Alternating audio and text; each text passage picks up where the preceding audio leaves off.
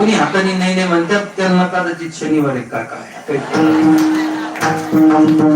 आजी ठीक आहे, काय हरकत नाही, ओके.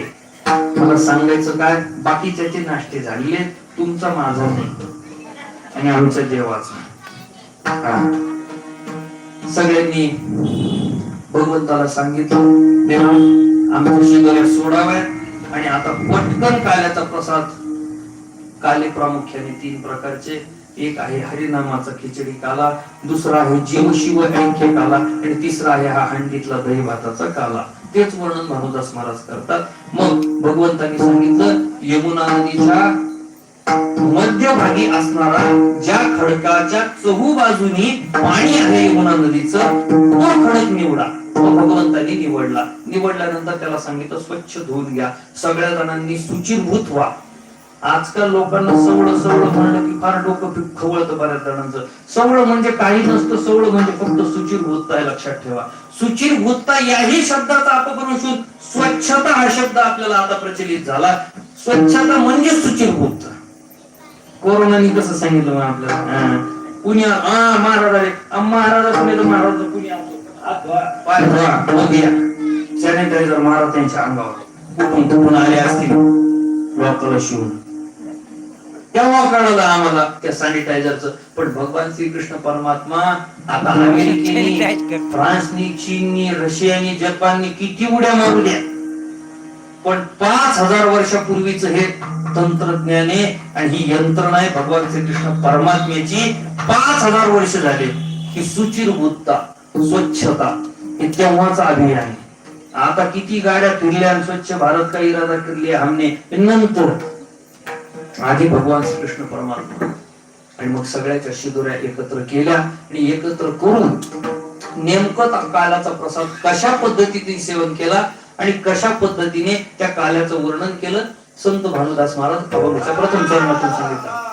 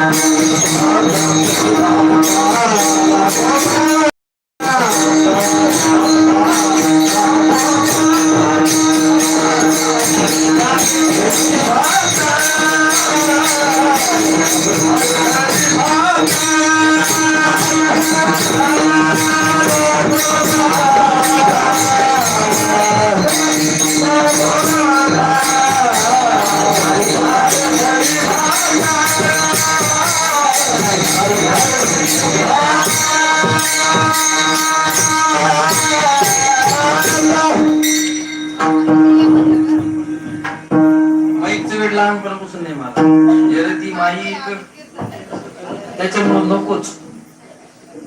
असो, भानुदास महाराज वर्णन करतात, खडकी सोडलेल्या मोठा आजीचा दही काला कोमटा.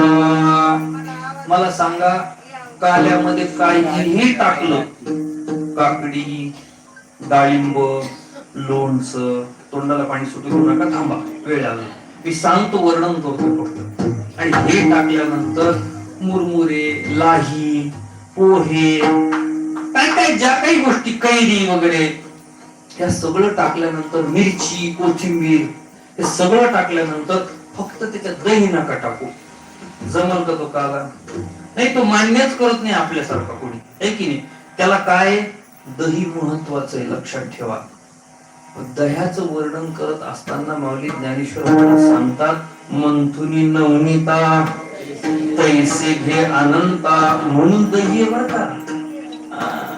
कारण की त्या दह्याचं मंथन, पहिले दूध, दुधाची साय, साईला विरजण, विरजण लावल्यानंतर दही, दह्याचं मग काय होतं, घुसळून घुसळून घुसळून घुसळून घुसळून घुसळून 1:30 वाजूपर्यंत राहिलेलं खाली काय असतं, ते ताक असतं.